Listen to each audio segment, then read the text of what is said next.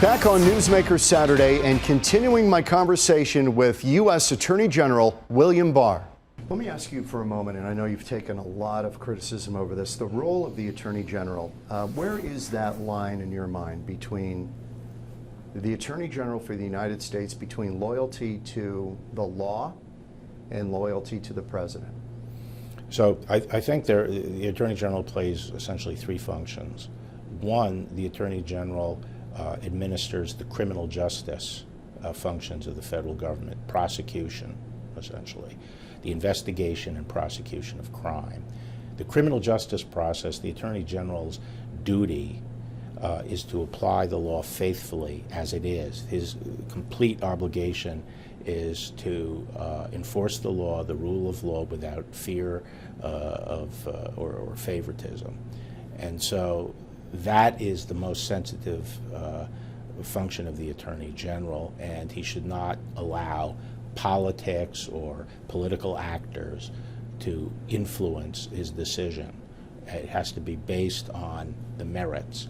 However, the Attorney General also litigates on behalf of the United States, litigates issues for federal agencies, advises on legal policy, advises on enforcement. What do we do to, on the border? What do we do, with how do we attack the drug problem or violent crime? Those are policy issues. On those latter two areas, the Attorney General is part of the President's cabinet and responds to the President, and if the President reaches a decision, the job of the Attorney General is to carry that out.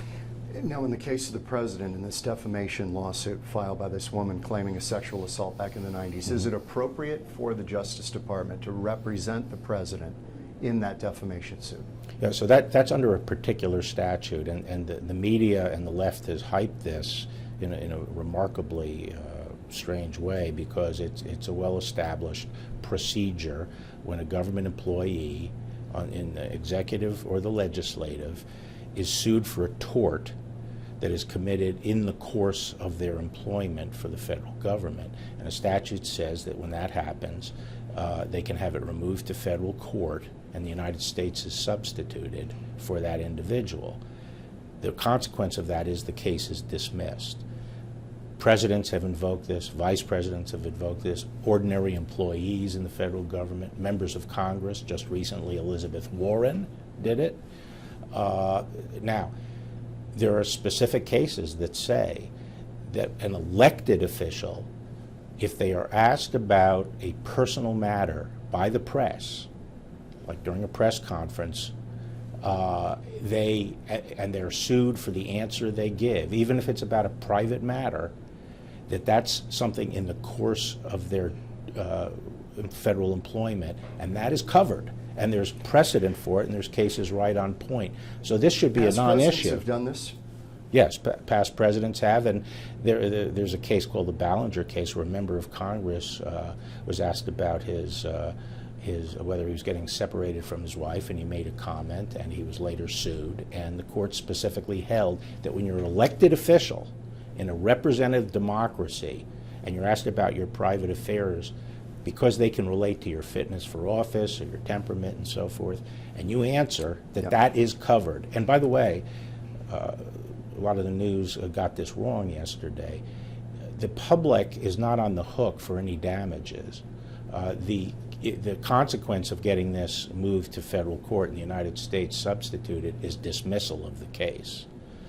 So the public is not on the hook for damages, which was the sort of party line emanating from all the media outlets. Or that you're paying for, the public's paying for the defense of the President in this case. Yeah, in the sense that they pay for anything Department of Justice lawyers do. Yes, Department of Justice lawyers file something saying, yes, you have to remove this to federal court.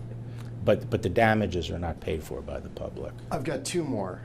Number one, why do you think we are in this position of extreme polarization politically in this country right now?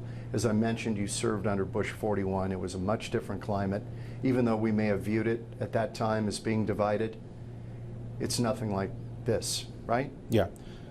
I think the major cause of it is that the left wing of the Democratic Party has moved further and further to the left and has have moved now outside the classical liberal framework that American government and before that English government was based on, and have become they've become like Rousseau and believe that you have to tear down institutions and make them anew. They're essentially revolutionary, and you hear the rhetoric out on the street.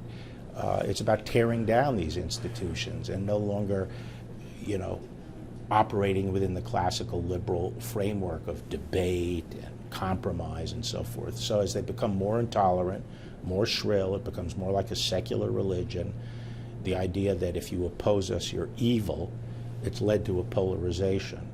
So I think it is essentially what's happening is that the left has left the fold of liberal democracy and have become essentially totalitarian revolutionaries. They are acting in a totalitarian fashion. The final question, you said recently in an interview that you have observed this president and you consider him an excellent executive. Yes. Can you square that with people, pretty high caliber people who are pretty highly regarded, General Mattis, General Kelly, Rex Tillerson, people that President Trump brought in to serve him, who have not only opposed him now, but are saying he is unfit for office?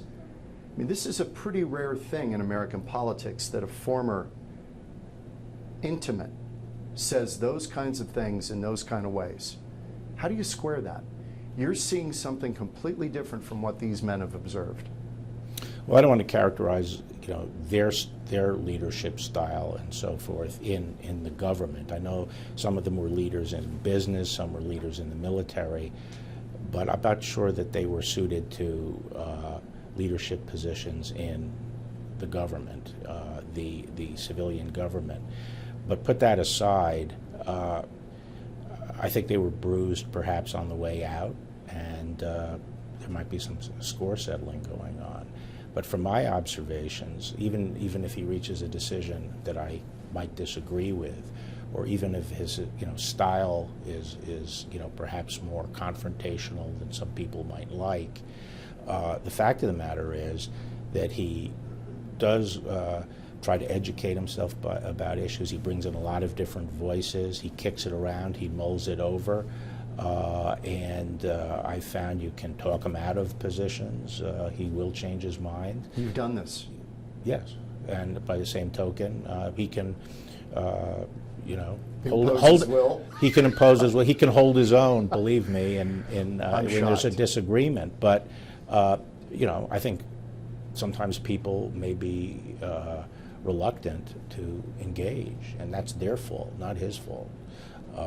So I think he had some good qualities that you don't frequently see, and he not hesitant to reach into the bureaucracy, come over here and explain this to me. I've seen him do that. That's a good quality, in my opinion. When you were confirmed, there were 3 Democrats who crossed over to support you. One of them was Kirsten Sinema from here in Arizona. Yeah. Do you recall what your conversation was with her, if you could share it, that might have convinced her to support you?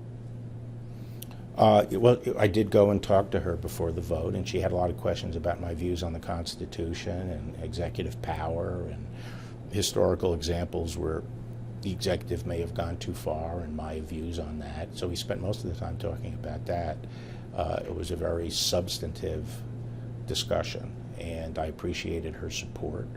And I also appreciate the fact that when she did disagree with me on something, or something I said publicly or did publicly, she actually came over and discussed it with me privately to find out, what's behind what you did, what's your thinking, instead of posturing publicly in the press.